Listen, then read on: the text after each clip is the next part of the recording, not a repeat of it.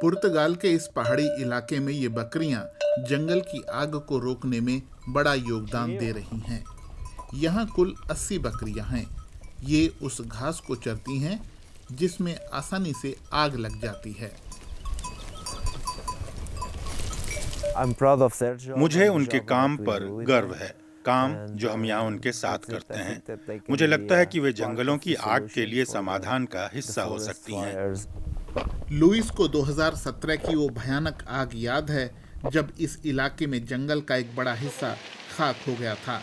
उस आग में पुर्तगाल का 5 लाख हेक्टेयर जंगल जला था। इतनी भीषण आग पुर्तगाल ने कभी नहीं देखी थी।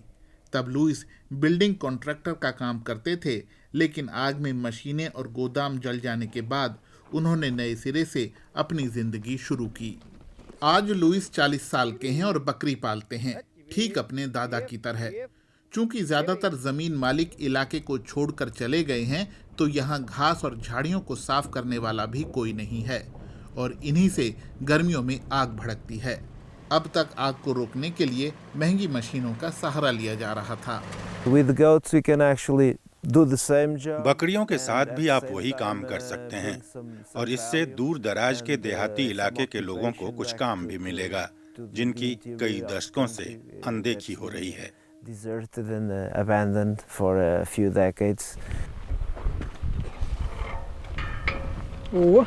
एवेलिनो रेगो भी अपना करियर छोड़कर अब इस आग को रोकने में मदद कर रहे हैं। उन्होंने आईटी एक्सपर्ट की अपनी नौकरी छोड़ी और अपने माता पिता के साथ यहाँ रहने पहाड़ों में आ गए। 35 साल के एवेलिनो अब मवेशी पालते हैं। मैं बस आलोचना करता रहता था कि हम पर्यावरण के लिए ये नहीं कर रहे हैं, वो नहीं कर रहे हैं। फिर मैंने महसूस किया कि मैं भी तो कुछ नहीं कर रहा हूँ। फिर मैंने वही करने की ठानी जिसे लेकर मैं शिकायत करता था।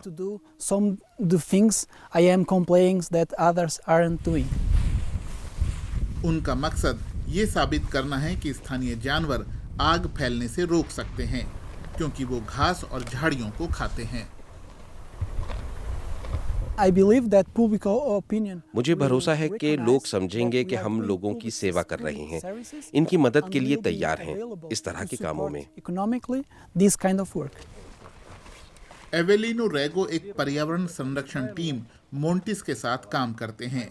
इस संस्था ने जमीन भी खरीदी है।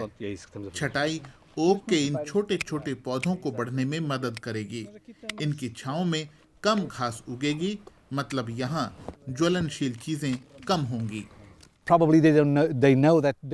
शायद वे जानते हैं कि उन्हें जमीन से कोई पैसा नहीं मिलेगा, लेकिन वे एक अलग प्रबंधन मॉडल को अपनाना चाहते हैं। हम दिखाना चाहते हैं कि इस थोड़े से पैसे के साथ हम आग को बड़ा नुकसान करने से रोक सकते हैं।